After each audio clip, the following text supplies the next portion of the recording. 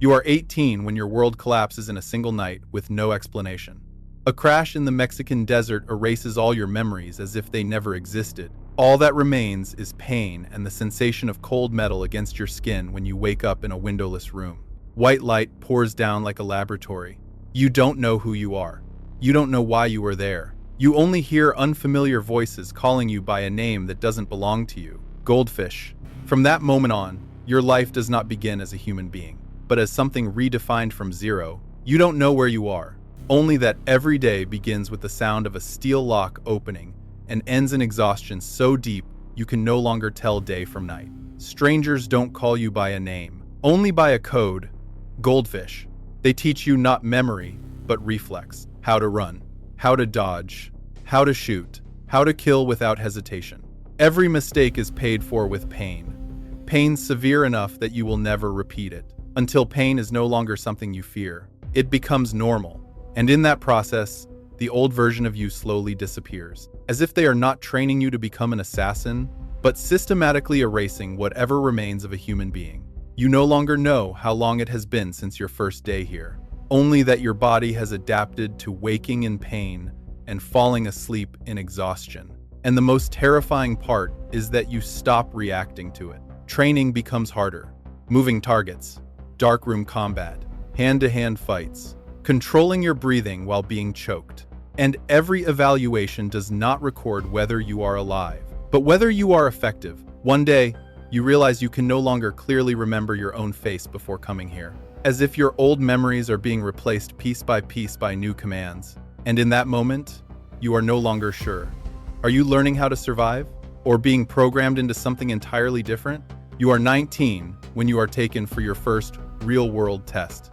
No explanation, only a short order sheet, and a gun placed in front of you as if it were the most familiar object in the world. You are taken to a foreign city. Everything appears normal, but you can feel it clearly. This is no longer training. This is the real line between life and death. The target is not an obvious enemy, but a living person like anyone else. The moment you look through the scope, time slows down, but your hand does not shake as you expected. When the mission ends, there is no praise, no emotion, only a cold nod from the supervisor. And from that moment, you understand, you are no longer a trainee. You have been accepted as part of the system. After your first mission, you are no longer called by your old code. You are given a new designation, Goldfish, a name that sounds gentle but carries the opposite meaning of everything you now are. You begin to appear in higher risk missions, where there is no room for error or hesitation. Everything is calculated in advance. Every movement, every angle, every second of silence before action. And you gradually understand, you are no longer an independent individual. You have become a tool optimized for one purpose, only mission completion. Meanwhile, your past remains completely blank, as if the person you once were never existed. And what terrifies you most is not what you are doing, but how naturally you are beginning to do it. At 20, you begin to understand that in this world, there is no such thing as a second chance. Every mission you take part in is monitored so closely that even the smallest mistake can make you disappear without explanation, without trace. And because of that, you become more precise, colder, more dangerous. You no longer act based on emotion, but only on procedures drilled into you over years of repetition, until every reaction becomes instinct. You can eliminate a target in absolute silence, as if it were only a technical operation. But deep inside, fragments of memory sometimes appear like tiny cracks, a feeling that you were once someone else. Yet every time you try to reach it, everything is blocked by a dense fog you cannot penetrate. At 21, you encounter your first situation outside the protocol. The target does not behave as expected. No running, no resistance, only standing still, looking at you as if they already knew what would happen. That moment makes you hesitate for less than a second, but it is enough for the system to register a deviation. No one says anything immediately, but you clearly feel something has changed in the way they look at you. After the mission, you are held longer than usual, not for praise, not for punishment, but to review the data. And you begin to realize something. In this world, hesitation is not considered human. It is considered an error, and errors must always be corrected or removed. But what confuses you most is that, for the first time, you are not sure whether you want to be corrected or removed, because somewhere in the empty spaces of your memory, there is a faint feeling. That hesitation might be the last remaining trace of who you were. After that deviation, you are reassigned to more analytical missions, where you must not only act, but evaluate the entire process before and after execution. And this is when you begin to see gaps in the system you had never noticed before. Some data is altered before reaching you. Some instructions are rewritten to make everything appear more perfect than reality. Yet no one admits any interference exists. And you begin to understand, this system is not only operated by people, but also by deliberate silence, where anything abnormal is erased, instead of explained. The more you observe, the more you realize you are no longer just an operator. You are becoming a witness to how the system protects itself from the truth. At 22, you hear a piano for the first time. It comes from a hidden room deep inside the training facility, a place not marked on any map. The sound does not belong to your world. It is soft, slow, and full of emotion, the opposite of everything you have been taught. Standing outside the door, you do not understand why you do not leave immediately. Instead, you remain still, listening.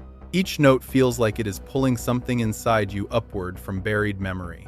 Even though no one tells you what it is, you feel something strange forming in your mind, a sensation unrelated to missions, unrelated to killing, as if a fragment of someone else's memory is trying to find its way back to you. After that, you begin trying to return to the room with the piano. Not because of any mission, but because of something you cannot explain.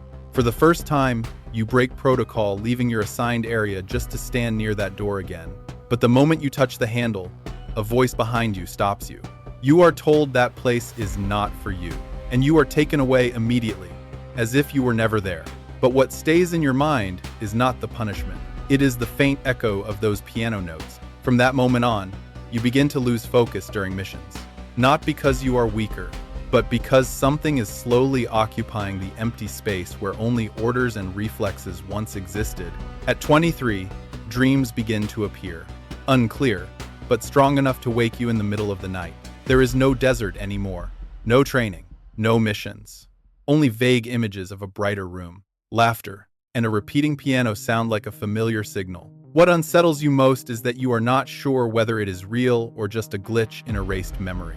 But every time you try to return to normal, those images become clearer, causing you to lose focus in your work.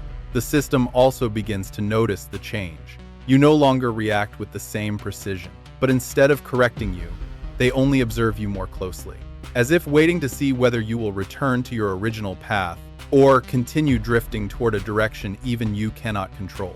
At 24, you are assigned a mission unlike the previous ones. Not a simple operation, but surveillance on a target connected to the internal activities of the organization itself.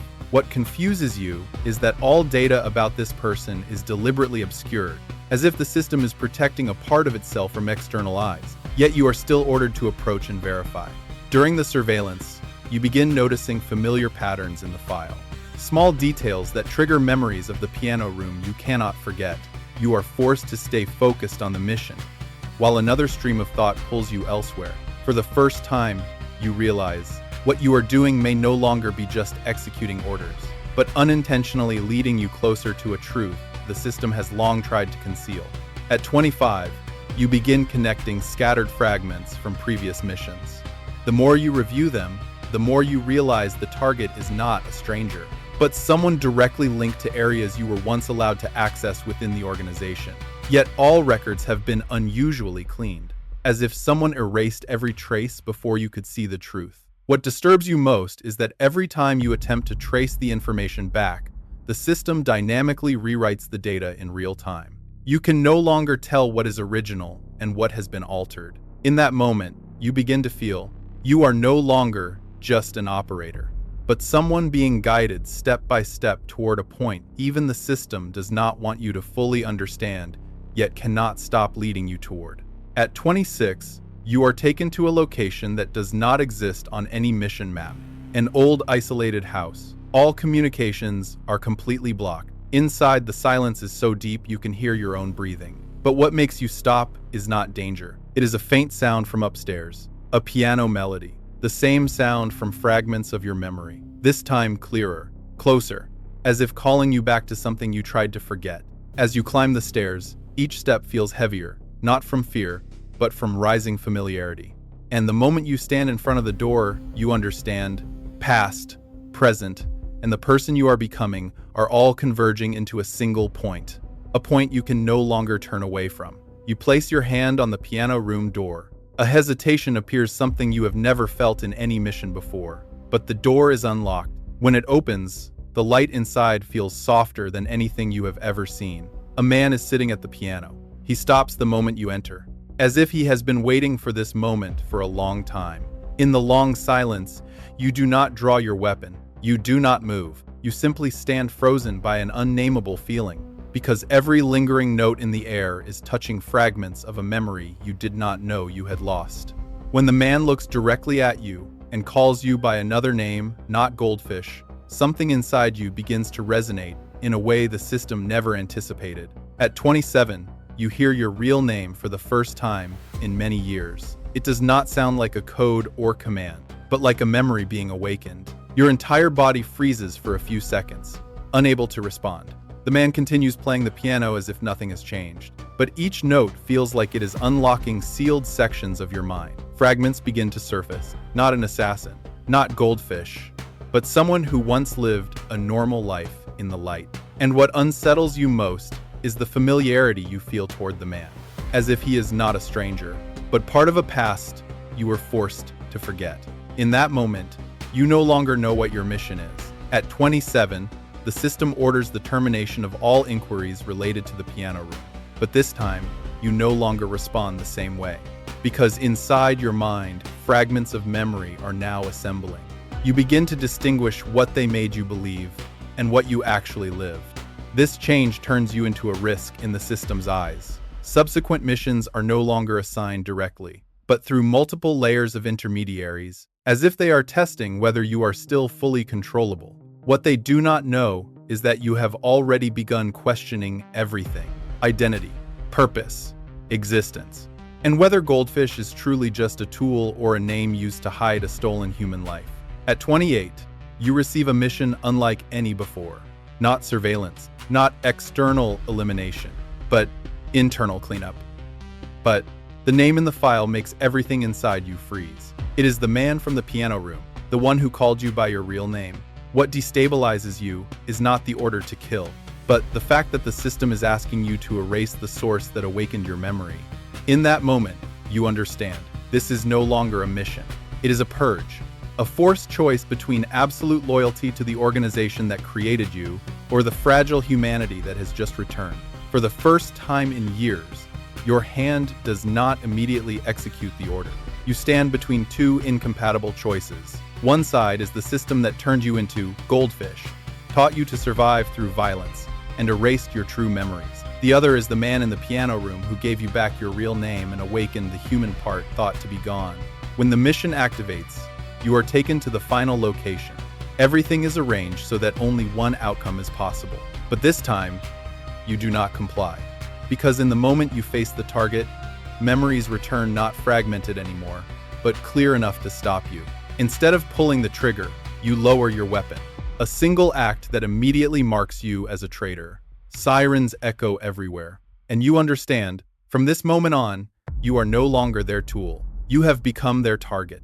At 29, the entire system hunts you down as a target to be erased. There is no safe escape left. Only the piano room remains. The man is still there, as if he already knew this ending would come. When you enter, there are no guns, no orders, only heavy silence between two people tied to a buried past. And this time, you understand clearly, you cannot keep running, and you cannot live as before, because both worlds are pulling you apart. When the system closes in outside, you choose to stand your ground, not to fight for a side, but to end the cycle. And when the piano plays one final time, you step outside, facing everything, accepting the ending as the only way to preserve the last fragment of your humanity. And the world remembers you only as a name that once existed between guilt and redemption.